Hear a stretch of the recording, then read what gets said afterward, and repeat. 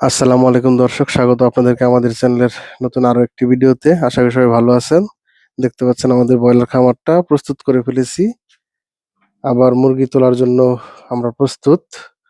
তো আমরা কিভাবে আমাদের খামারটা প্রস্তুত করলাম এবং এক বেস থেকে আরেক বেসে যাওয়ার মাঝে যে খামারটা পরিষ্কার পরিচ্ছন্নতার ব্যাপার আছে সেটা কে কিভাবে করে এবং আমরা কিভাবে করি সেটা আপনাদের সাথে একটু তুলে ধরার জন্য আজকের এই ভিডিওটা।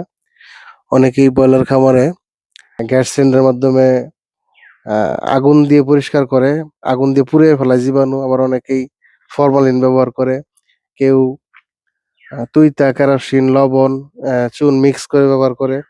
এবং আমি কিভাবে ব্যবহার করি সেটা আপনাদেরকে বলি। আমার যদি কোনো বেঁচে যদি মুরগিতে রোগ লাগে, যদি কখনো গাম্বুরো, রানীক্ষেত বা অন্যান্য ভাইরাস জনিত কোনো রোগ লাগে, তখন আমরা মূলত ওই তুইতা, কেরোসিন, লবণ মিক্স করে ছিটিয়ে দেই।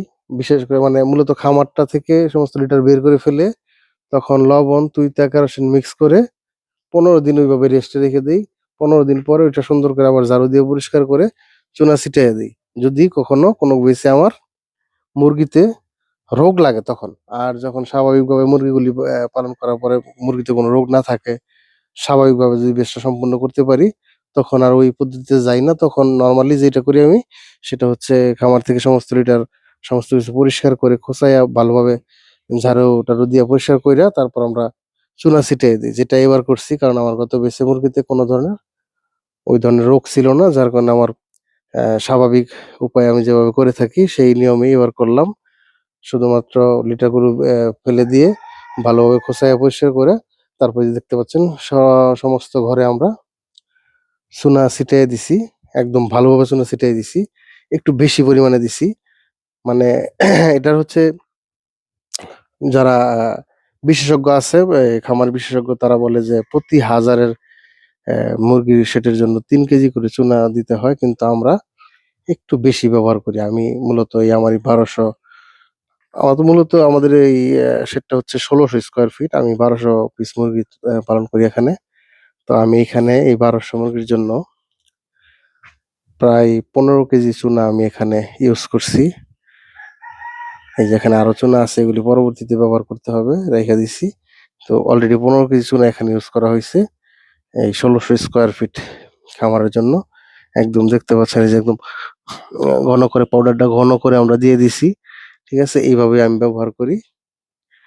নরমালি শুধু চুনাটাই ব্যবহার করি। যদি মুরগি স্বাভাবিকভাবে আমি লালন-পালন করে শেষ করতে পারি, তাহলে আমি নরমালি চুনা দিয়েই, এবং সেটা ১ সপ্তাহের ভিতরে আমি যেমন গত বৃহস্পতিবারে, শুক্রবারে মুরগিগুলি শেষ করছি। আজকে বুধবার, ৫ দিন সময় হইছে। এর মধ্যে আমি খামার প্রস্তুত করে ফেলছি। আবার আগামীকালকে ইনশাআল্লাহ বাচ্চা নিয়ে নিবো। বাচ্চার রেটটা এখন একটু বাড়তির দিকে। যারা বাচ্চা এই মুহূর্তে নিতে চাচ্ছেন, তারা অবশ্যই একটু দেখে শুনে চিন্তা ভাবনা করে বাচ্চাটা সংগ্রহ করবেন, তুলবেন। কারণ আপনার এই বাচ্চাটা যখন বড় হবে তখন মুরগির বাজার কেমন থাকবে সেটা কেউ বলতে পারবে না। কিন্তু তারপরেও কিছুটা ধারণা হয়তো রাখা যেতেই পারে। যেমন আমি একটা ধারণা নিয়ে এখন বাচ্চা তুলবো। আমার সেই ধারণাটা হচ্ছে, আমি মুরগি যেহেতু একটু ওভার পালি, একটু বড় করি, সেইজন্য আমার মুরগিটা আমি যখন বিক্রি করব তখন বাংলায় আগুন মাসের শুরুর দিকে, তখন হয়তো আমাদের এদিকে ধান কাটা শুরু হবে এবং প্রত্যেক গৃহস্থের বাড়িতে কামলা থাকবে এবং তারা ওই মুরগি-টুরগি খাওয়াবে। একটু মুরগির চাহিদা তখন একটু বেশি থাকবে আমাদের এদিকে। হয়তো ভালো দাম পাবো। সেই আশা করেই আমি এই মুহূর্তে বাচ্চাটা নিতেছি। বাচ্চা গতকালকে রেট ছিল ৳৫৩-৫৪ বিভিন্ন কোম্পানির বাচ্চা বিভিন্ন দামে বিক্রি হইছে। ৫২, ৫৩, ৫৪ এরকম। তো আজকে জানি না কিরকম থাকবে। তবে আমি বাচ্চারা নিবো আগামীকালকে। আমি আজকেও নেবো না, আগামীকালকে বৃহস্পতিবার আমি বাচ্চা নিয়ে নেবো। দাম যাই থাকে কম বেশি যাচাই-বাছাই করে আমি নগদ টাকায় বাচ্চা সংগ্রহ করব।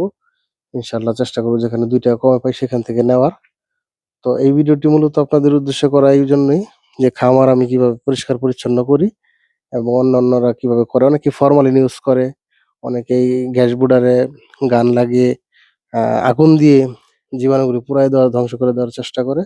অনেকে তুইতা, কেরোসিন এবং লবণ মিক্স করে ব্যবহার করে। আমিও করি, কিন্তু ওইটা যখন আমার ফার্মে কোনো রোগ লেগে যায়, রোগ লেগে যাওয়ার পরের বেচে আমি যখন ওইটা ক্লিন করি তখন আমি ওইভাবেই কাজ করি এবং লম্বা একটা গ্যাপ দিয়ে দিই।